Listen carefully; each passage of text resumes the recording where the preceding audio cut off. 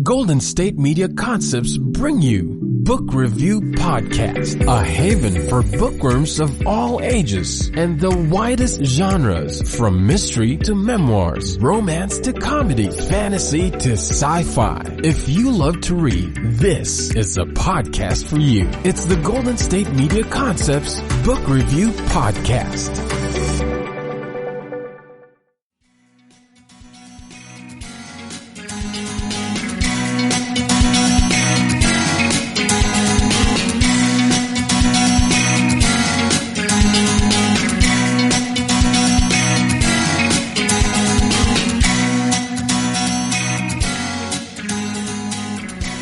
Hello and welcome to the GSMC Book Review Podcast, brought to you by the GSMC Podcast Network. I am your host, Sarah. I missed you last week.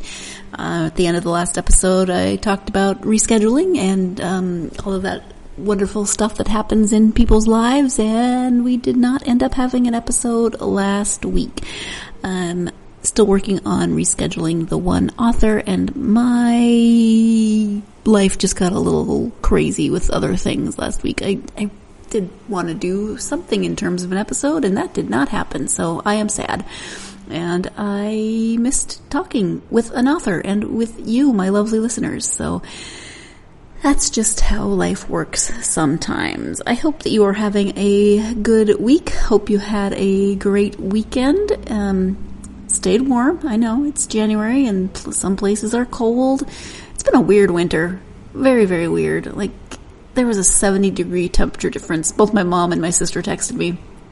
I was talking to my mom on the phone, and then my sister texted me and said, it's 70 degrees warmer than the last time we talked about the weather, because it was negative 30, and then the high was supposed to be 40 today, I think. So that's always crazy. And then the high here is supposed to be 70 tomorrow. And so if it was negative, if that happened on the day that my mom and my sister were at negative 30, that is 100-degree temperature difference, which just feels wrong.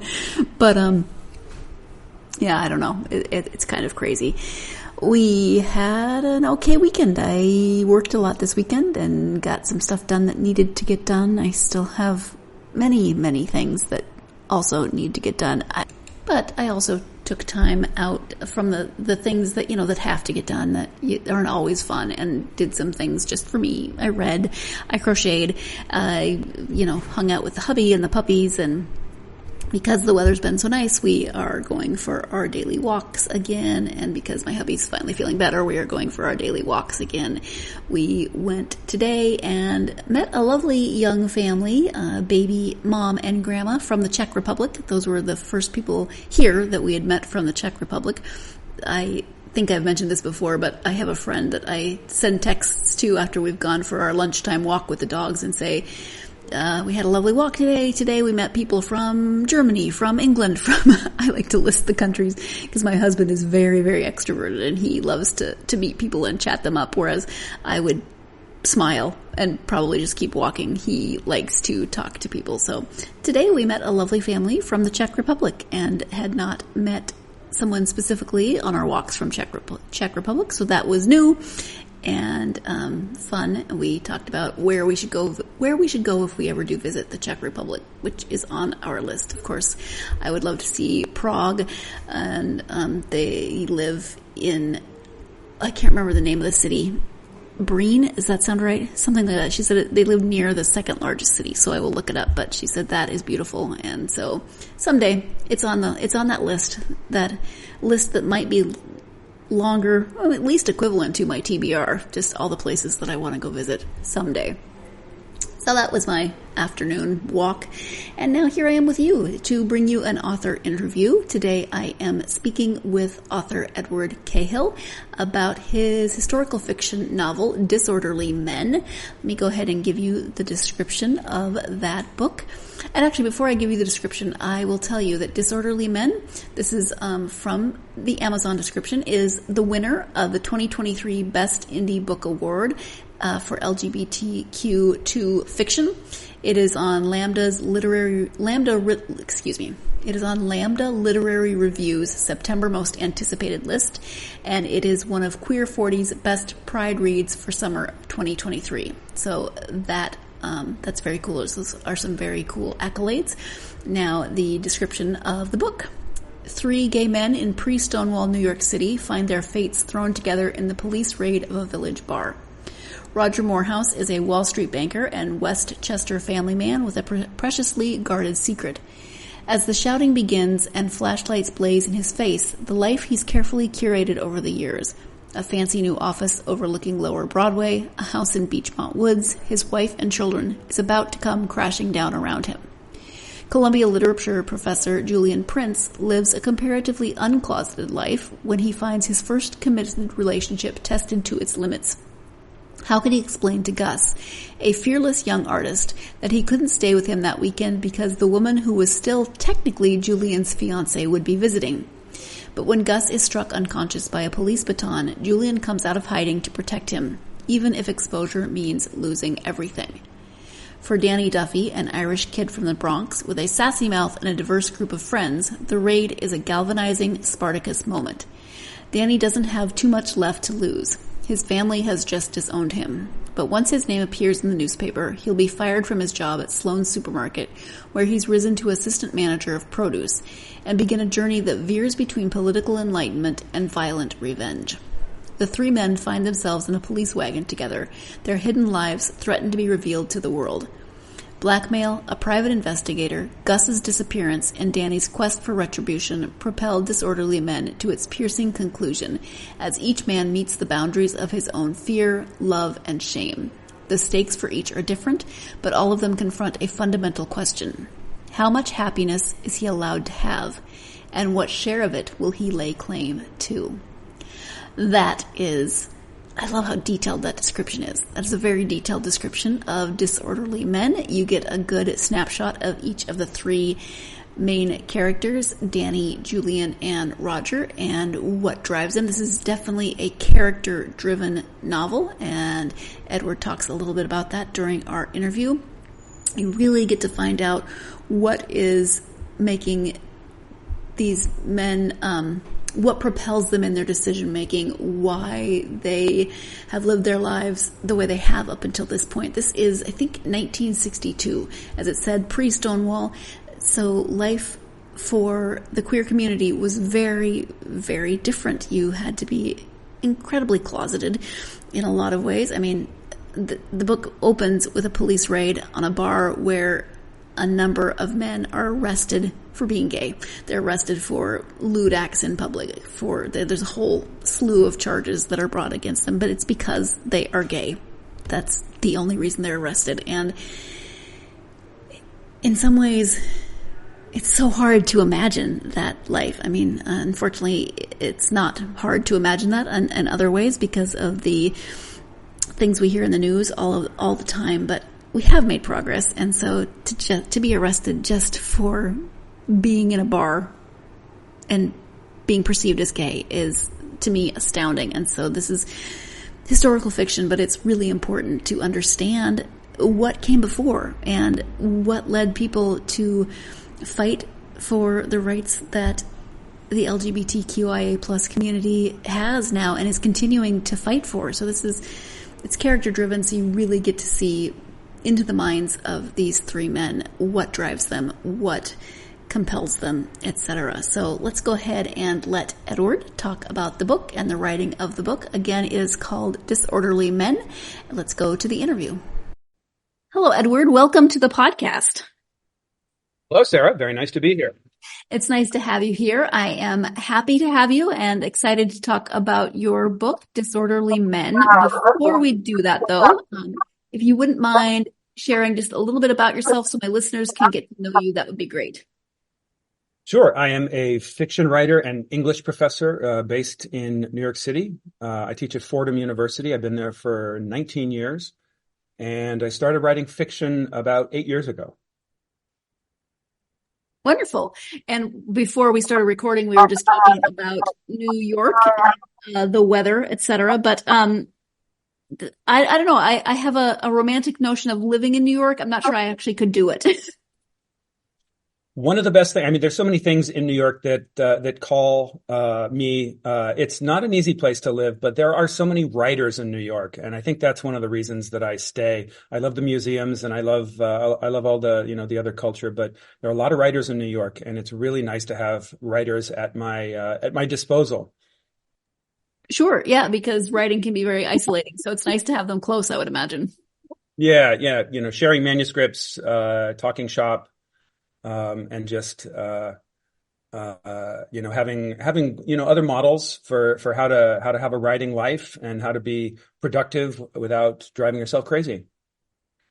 Very important, yes. Well, in terms of the book, it is called Disorderly Men. Can you give an overview of that story? Sure. It's about three men who are arrested in the police raid of a gay bar in Greenwich Village in 1962. And it follows their lives for about 2 weeks thereafter, as that event really just kind of brings them to a precipice where they have to decide how important their happiness is, and how important living honestly is. So in a lot of ways, it's three coming out stories.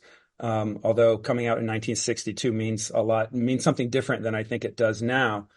But there's a touch of noir, a touch of classic melodrama. I think a lot of deep character, but also a pretty action-packed plot. And the fact that it starts with this raid and the arrest of not only these three men, but a whole group of men in this gay bar, I think for some people some people who lived through this period or who are familiar with history, LGBTQ history, it will be less shocking, I think, than maybe some people who are not as aware of that time period. A coming out story, as you said, is much different today. And the fact that they were arrested simply for being in a bar and being suspected of being gay is going to seem crazy to some people. Can you talk a little bit about just that period in history and why you wanted to write about it? Yeah. So, in the really after World War II, the mobilization of so many men and women made queer community possible. So queer men and women were finding each other. By 1962, we still hadn't really built communities with media, and culture was still pretty underground, because as all of that happened, there was a backlash.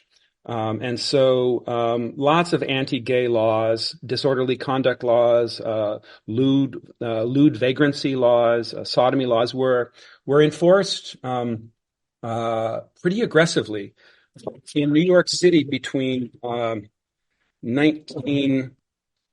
are the dates? It's 1933, I think, in 1966, something like 50,000 men were arrested for disorderly conduct, and essentially just simply being gay. Either they were dancing with another man, or they were wearing the wrong clothing, or they made the wrong gesture. So queer people had to live in secrecy. They had to be careful who they told. They had to be careful how they associated. So it's really a very, very different world. But it's also a world right on the cusp of radical change, right? 7 years later, we have Stonewall. But in fact, throughout the late 1950s and 1960s, you had a series of protests in Los Angeles and San Francisco and New York. And gradually, gay people were deciding to stand up for themselves and fight back. And so in a way, this is a story about three men who decide to stand up for themselves and fight back. It is time for our first break of this episode, now that you have an overview of the book, and that just seems like a really good place to stop. It's a story about three men who decide to stand up for themselves and fight back. That's the perfect place to go to the break. We're going to continue this conversation after the break. Stay tuned. You're listening to the GSMC Book Review Podcast, and I will be right back. Do you want to be healthier, yet you just don't know what to do? All these shows telling you this and that, but nothing seems to work. Well, listen close. Golden State Media Concepts has got something great for you. The Health and Wellness Podcast dedicated to workout trends, healthy eating habits, diet, and everything about healthy living. Join us in our banters as we help you not just live life to the fullest, but live it to the healthiest.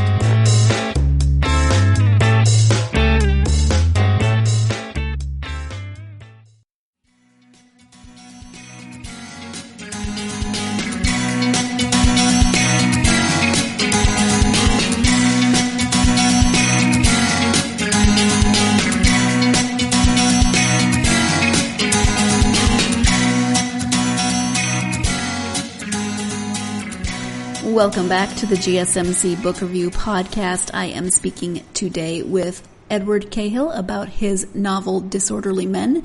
Before the break, he had just described what the book is about, given an overview, and concluded with it is a story about three men who decide to stand up for themselves and fight back. And they all do that in different ways.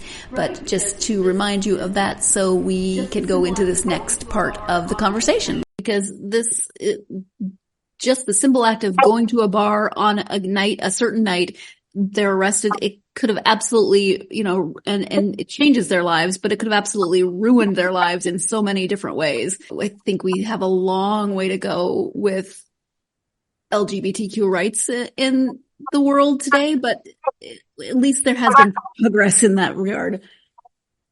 Well, yeah, I think one of the reasons we're seeing another backlash right now, in 2023, there were more anti-gay laws passed at the state level than ever before. And the reason is, I think, because we have made so much progress. Now, I think that progress is, it's local and regional. There are some places where it is still very much not okay to be gay, and where it's still very, very hard to grow up gay. But yeah, there's been a ton of progress. And I hope kind of one of the things that my book, shows people is that this history of oppression is really very, very recent. So I think it's something we can be proud of, but certainly not something we want to take for granted either. Absolutely. Yeah. And so you mentioned that this is told from the points of view of three different men in the story, Roger, Julian, and Danny. Can you talk about each of them a little bit and how they might resonate with readers? Sure. So Roger is, something I want to say first is that Roger, Julian, and Danny are cis white men. They don't represent the diversity of queer experience in New York City in 1962, but they're three characters that I knew how to write. Roger is, he's a banker. He's a Westchester family man. He's got two kids. He's got a wife, and he is as in the closet as you can be. Julian is a Columbia literature professor, a Shakespeare professor, and he's got a pretty complicated life, but he's relatively out, if one can be out in 1962, which was always a relative thing. He's got gay friends, and he's just fallen in love with a young man. As our story begins. And then Danny is an Irish grocery clerk who lives in the Bronx. And he's got a lot less to lose than these two. And so when he's arrested, his response is a bit more radical. And as Roger and Danny are trying to figure out how to preserve both their lives and their integrity, Danny is trying to figure out how to make progress in the world, and considering his radical options. And he has a different experience than the other two in terms of the arrest and what happens afterwards. And I, of course, don't want to give a lot away, but it's understandable the direction that he goes in from what happened to him that night. Yeah, I think, Roger and Julian are both dealing with a lot of fear and a lot of shame. But Danny really is dealing with anger. He was such an interesting character to write because, he's in his early 20s. He's relatively unformed. He's had a pretty easy go of it. And then suddenly he's not having an easy go of it, but he's resourceful, and he's smart. And he comes to realize that fighting back against this system that he's sort of discovering is in place to oppress him becomes his goal. So many of the stories about queer lives that were told in the mid-century period end up with suicides, or queer characters either dying or sort of fading into obscurity, ending very pessimistically. And I wanted to tell a story that took place in that same time, that same very, very difficult time, where people didn't know very much and they were often quite afraid. They had very few resources, where the characters had the courage to stand up and fight back. Because I think the history of queer people in the 20th century was often a history of fighting back. We don't see it because we know it was also a history of hiding in the shadows. So many of the queer stories from that period, The Well of Loneliness, The City and the Pillar, The Children's Hour, they end really, really badly. And I wanted to tell a story that had some hope in it, that showed queer people really believing that their lives were worth fighting for, and that they had the courage to do it. I think if you grow up as a gay kid, it becomes a bit of a fantasy to stand up and fight back against the bullies who oppress you. It's the thing that you imagine one day you're going to do.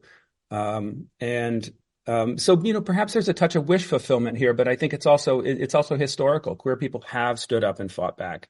And so I wanted to imagine what it would actually be like to do that, and how difficult it would be, and how scary it would be to do that, but also how inspiring, given how bleak the world looks to these three men at the time that they're arrested. And how much ingenuity it takes to figure out how to get to the other side of it. And you said, maybe it's wish fulfillment, but at the same time, I think as a kid growing up gay and wanting to grow up and fight back at some point, it's important not only to have that representation of seeing yourself in books, but also to have that hope that, it's not going to be easy, but here's a story that might inspire me to be able to do that one day, and to know how difficult it might be, but also to know that it is possible. Yeah, it's possible. And that there really is a legacy of it. In 1962, the same year that my story is told, in Madison Square Garden, there was a boxer named Emil Griffith, and he was gay. And an opponent made anti-gay slurs at him in the fight, and he beat him to death. And it's not exactly a model of resistance I would want to advocate, but on the other hand, it was a story that got a lot of media attention at the time, and I think it stands as a reminder that queer people are people, and people, when you push them too far, are going to fight back. Absolutely. And it's also, I think we hear a lot about, with the current wave of anti-gay sentiment and anti-gay legislation, this just didn't exist in my time. Well, it did. People were just so very hidden because they had to be. And it's good in that way to tell the stories and to know that they have existed throughout history. Relationships have existed throughout history. Well, yeah, I mean, so many of the great writers in the English tradition, and lots of other traditions too, were gay. And I think gay history is having a real moment now. I feel lucky that my book is coming out at a time when there's a lot of gay historical novels coming out that are really very, very good. There's a limited series on streaming and films. I think we're at a moment, and maybe it's because of the political progress we've made, where culture producers are saying it's time for these stories to be told, and that there's a lot of interest, and it's interest that goes beyond gay audiences. I think that's probably the most important thing.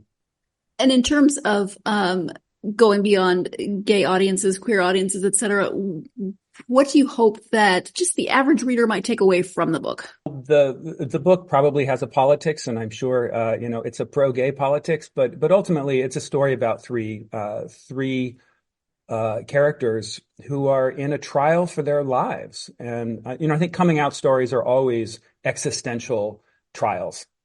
Everything is at stake if you believe that coming out could be the end of you. And so facing who you are, facing your internalized shame and your external oppression is a really interesting and dramatic thing. So I want people who don't know about that confrontation of self and other to get a sense of what it might have felt like under the most difficult of circumstances. I think these are characters who have a lot of shame that they have to confront, and I think a lot of people carry a lot of shame. So this is a story about confronting shame. It's a story about confronting fear, and it's a story about love and finding the capacity to love and the courage to love in a context that doesn't seem so hospitable for it. When it comes to your characters and writing those characters, how does that process work for you? Do you like to have a really good character sketch before you start writing, or do you prefer to have them evolve as you write, or a combination thereof? I talk about this with my students, and writing character is so interesting. It's so important, but it's almost impossible, I think, at least it is impossible for me to imagine a character fully formed. And the only way a character really becomes a character is if you build him, and you build him out of habits and tendencies and actions and reactions and thoughts and dialogue. And I had an idea for Roger, Julian, and Danny, but I didn't really come to know them until I'd been working on the novel for about a year. And once enough of those pieces were in place, just decisions. I'm going to give Julian this habit. I'm going to give Roger that tendency. I'm going to have Danny do this. And then I finally began to see who they really are. And at that point, I could know how they would respond in any situation. But it certainly did take a while. I knew Roger was going to be a banker, and Julian was going to be a Shakespeare professor, and Danny was going to be a grocery clerk. But I hadn't yet figured out how they would respond to the world. And that took a while, but it really is it's something that one constructs, I think, at least for me. And it takes a while. And there's something even sort of strangely logical about it. Once you have a kind of a critical mass of habits and attributes, that character becomes a real person. It is time for our second break of this episode. When we come back, more about characters and character development. Stay tuned. You're listening to the GSMC Book Review Podcast, and I'll be right back. Tired of searching the vast jungle of podcasts? Now listen close and hear this out. There's a podcast network that covers just about everything that you've been searching. Hey! The Golden State Media Concepts Podcast Network is here. Nothing less than a podcast bliss with endless hours of podcast coverage. From news, sports, music, fashion, cooking, entertainment, fantasy, football, and so much more. So stop lurking around and go straight out to the Golden State Media Concepts Podcast Network. Guaranteed to fill that podcast itch. Whatever it may be. Visit us at www.gsmcpodcast.com. Follow us on Facebook and Twitter, and download us on iTunes, SoundCloud, and Google Play.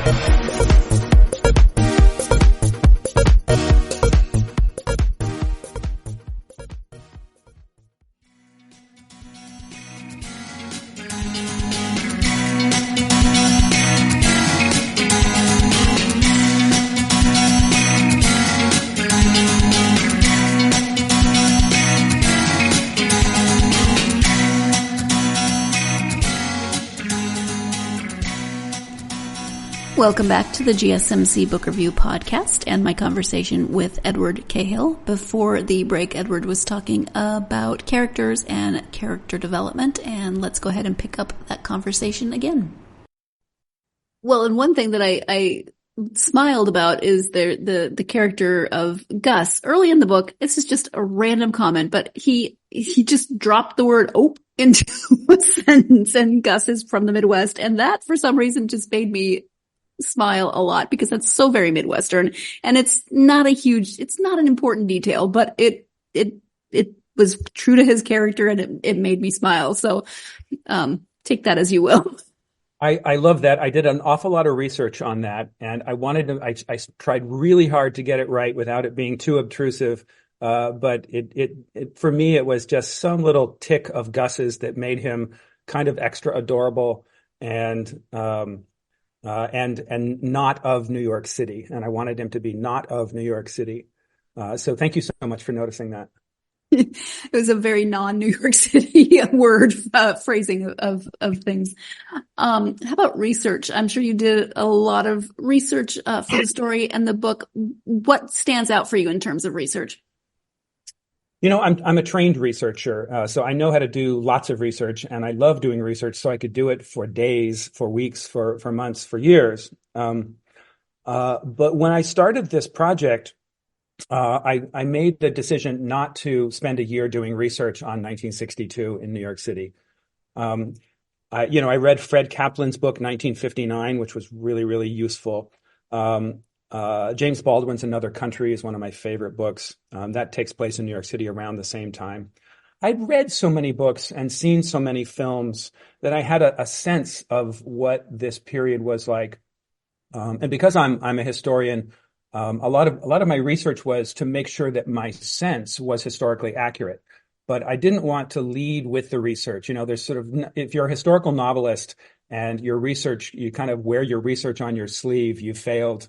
And, you know, people notice that. And I would never want to do that. I want my research to be absolutely invisible. So what I would really kind of aim for is to go for an impression, right? A feeling, an effect that felt like 1962. And then I just had to make sure that, in fact, that's exactly how it would have happened. That didn't happen 2 or 3 years later. This is what people were doing in New York City. There's a mid-century feeling that I really wanted to achieve with this novel. That's just so very different from our contemporary lives. And I think I manifest that not only in plot details and description of places and current events, but also in language, and the way characters speak, and the way that they think about the world. So rather than going for a factually true 1962, I really wanted to deliver the feel of 1962, and then just make sure I didn't make any mistakes. And I think that's important because just simple details, for instance, like Danny's pompadour, or just the different details of clothing, or certain words, again with just simple words from that phrase, can really evoke that time period. Yeah, and I think the setting is really important, but I tend to funnel everything through character. So if Danny is going to manifest 1962 through his pompadour, that pompadour really needs to be a part of who he is. If they make a reference to a play that they saw or a film that they saw, they like to be Danny and Gabriel, his friend, like to be very campy.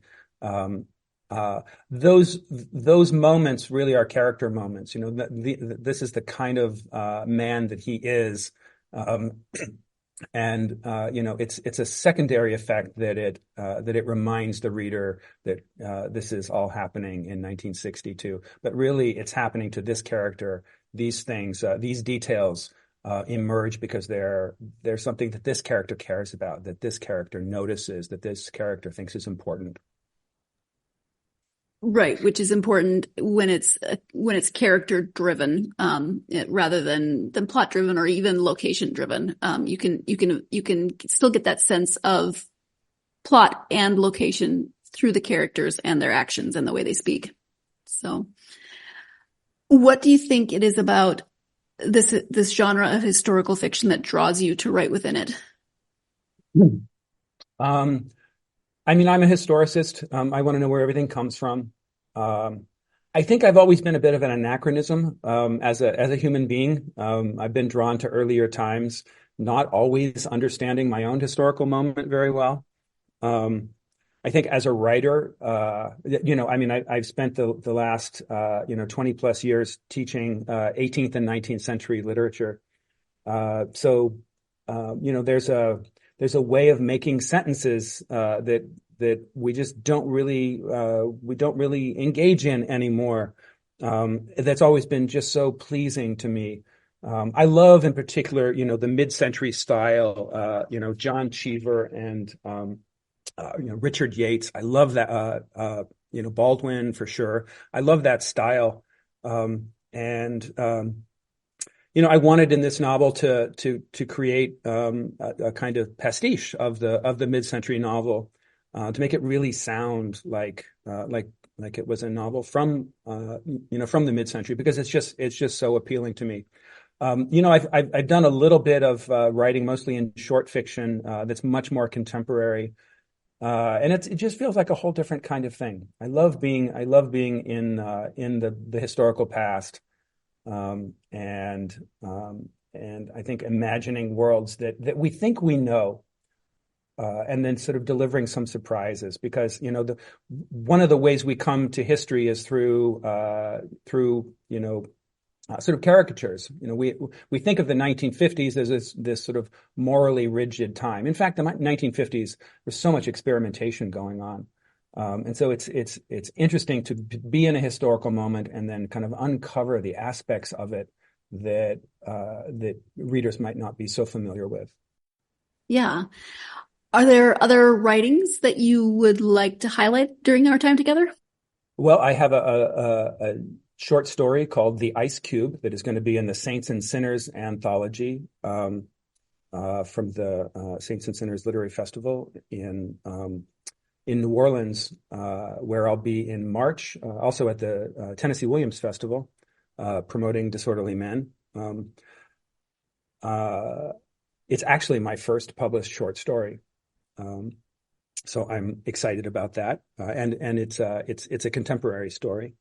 But the book that I'm working on right now is another historical novel, and yet it's not set in the mid-century period. It's actually set in colonial Boston.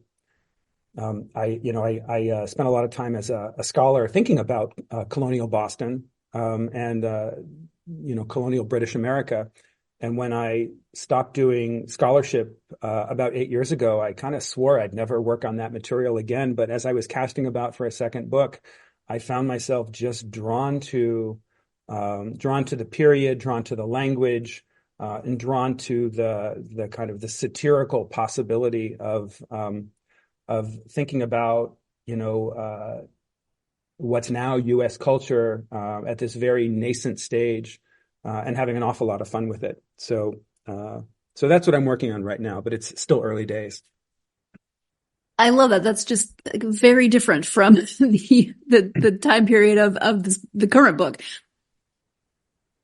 Well, as I was thinking about a second novel, I love this mid-century period, and had so many ideas for narrating the struggle of queer people, and there's so many different possibilities. But that I just found myself thinking, I want to grow as a writer. I want new challenges. There's going to be no sequel to Disorderly Men. I'm not sorry to say. Those characters, their stories end where the novel ends, and I series are very popular these days, and series do really well because readers like to return to the same characters. But I feel like I want to grow as a writer, and so the book I'm working on right now is very, very different. It's not a gay novel exactly, but it's still a little gay. Well, and I would imagine it's nice to challenge yourself. I know for myself, staying in my comfort zone can be very tempting. So to, just stay within that mid-century novel. I wrote it. I liked it. I was great there, but to challenge yourself to write in a different time period and, in a different setting, I think is probably important. I think one of the most exciting things about writing novels for me is the moments, and sometimes they last a while, where you're not sure you can actually do it, where you feel like you may have bitten off more than you can chew. And I wouldn't want to be in any other place, because I know if it's going to be good, if it's going to be worth my time, if it's going to be worth a reader's time, then it has to be that much of a challenge. And so it's very exciting at this point where to have an idea of a novel that feels at this point too difficult for me to pull off. I think in the end I have confidence that I will be able to pull it off, but right now I don't know how. That's terrifying, but also a little exciting because I'm not you. Yes. In terms of writing, it's clear from your profession that books are important to you, probably always have been. What was the impetus that made you decide you wanted to try writing for publication? Out of college, I waited tables and I wrote short stories, and I had no luck. And I really didn't know what I was doing. I didn't know the difference between telling a good story and writing a good sentence. And I was very good at writing good sentences, but I didn't know how to tell stories. And I found myself kind of drawn into graduate school, and then I became a literature professor. And I started publishing in a scholarship. And my first book is about literary culture in the early United States. And, it's all very, very interesting to me. It's a very different kind of writing. It's a pretty limited audience. And I was in the middle of a second book, sitting in the New York Public Library about 8 years ago. And I was about halfway through this book. Lots of, monographs in front of me, all my research in front of me. And I thought to the future where maybe 150, 200 people would read this book that I was pouring my heart and soul into. And a part of me said, I want a bigger audience. So I pushed everything aside, and I knew instantly I wanted to see if I could try to write a novel. So I wrote a couple of chapters and started to feel good about it. I wrote a few more. It started to take shape. And then I realized at that point that I was, in fact, writing a novel. It is time for our final break of this episode. When we come back, Edward will share his advice for authors. So stay tuned. You're listening to the GSMC Book Review Podcast, and I will be right back. Golden State Media Concepts Sci-Fi Podcast. Together we dive into the world of sci-fi and science fiction. From episodes of Star Trek, Star Wars, to The Walking Dead, Resident Evil, all the hot new science fiction movies from the backdoors of Marvel or DC. The Golden State Media Concepts Sci-Fi Podcast. You'll never look at science fiction the same way again.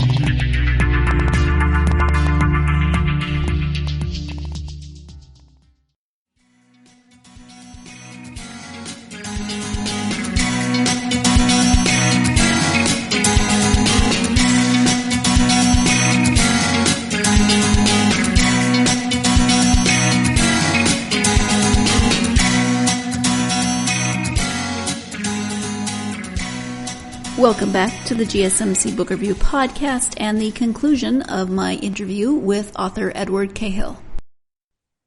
From your experience then as a writer as well as a literature professor, what advice would you have for aspiring authors?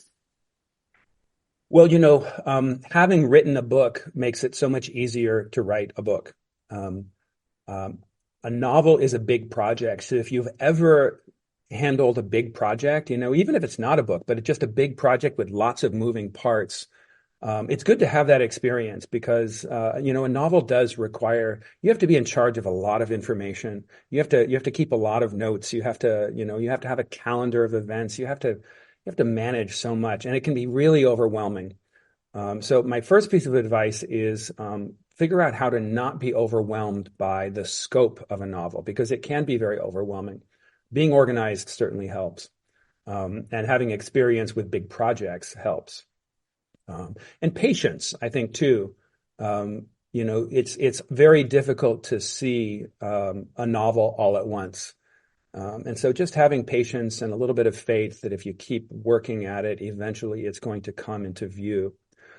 I think the thing that I learned most writing Disorderly Men was that for me, it didn't have to be good.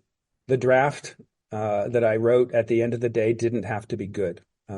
If I kept the bar relatively low, I could keep writing, and I could keep writing every single day. And I had to sort of relax that censor in my brain that says it has to be perfect. It has to be perfect. Because I think that censor would have just discouraged me too much. So my rule number one, every day, it doesn't have to be good. And that really kind of taught me the confidence that I could make it good. It just didn't have to be good, in the first draft. I think that's so important because I think it's so easy to be overwhelmed with trying to get it right as opposed to just getting it written and then working on getting it right. Yeah, it takes time to get it right. And, that first draft, in so many ways, is a record of your previous ignorance. You didn't know what you were doing until you finished that first draft. That first draft taught you what you were doing, but now you've got this big mess on your hands. All of these moments where you've sort of written into the text, you're not knowing what you were doing, right? So the draft is a tool to teach you what it is that you're trying to do. And so, revision is the thing that turns that record of previous ignorance into something really good. And I believe in revision. I revise and revise and revise. I'm sure I revised Disorderly Men 50 times, which took forever because it's about 120,000 words maybe. But that was the only way I could do it. To just keep coming back to it and seeing it and staying really intimate with it. I think one of the most important pieces I have for anyone of advice I have for anyone trying to write a novel is to stay with it, be close to it all the time. Because if you take breaks, you lose that feeling of mastery, right? That feeling of understanding exactly how everything should be. So that when you're revising, when you've made a mistake, when you've missed an opportunity. If you step away for a while, you have to kind of spend some time getting intimate with again, right? A novel is a little bit like a lover. You have to be in there close, and you have to know, and you have to pay attention. You have to devote the time. And when you have done that, you can be really attuned to what's going on and what needs fixing. You mentioned the organizational aspect of it, and everybody comes at this from their own perspective. For you, what's one of the main ways you keep yourself organized in terms of writing and all of that information that you have to manage?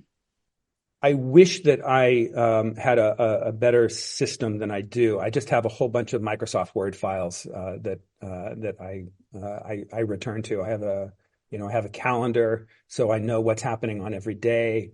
So that if I have one character doing something on a Saturday and it's raining, then when that other character comes in on a Saturday, it's still raining because it needs to be raining on that Saturday. Lots of biographies. I really want to know everything I can about characters. I want to know, how they've lived their lives and what their favorite things are. So I keep lots of notes like that. Okay, fair enough. When you take time to read, just for you, what are your favorite genres and some of your favorite authors? I mean, I love gay literary fiction. Alan Hollinghurst is one of my favorite authors. Calm to Bean, one of my favorite authors. I've been teaching a lot of contemporary literature at Fordham lately. In fact, I have a class now that I call Very Contemporary American Fiction, and it's just novels that I decide I want to read from, published within the last couple of years. Ben Lerner is a favorite of mine. Patricia Lockwood I've really liked. Ocean Vuong. This year I'm going to read the new Justin Torres novel, Blackouts, and Emma Cline's The Guest. I think there's just so much exciting things happening in contemporary fiction right now. I read In Memoriam by Alice Wynne, and just absolutely fell in love with it. Tom Crew has a novel called The New Life about two sexologists in late Victorian England daring to publish this innovative and controversial work.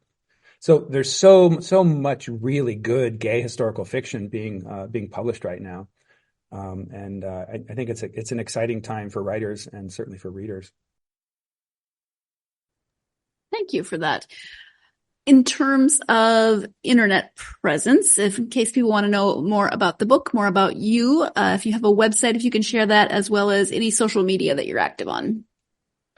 Sure. Yeah, they can go to edwardcahill, all one word, .net. That's my website. And you can learn more about Disorderly Men and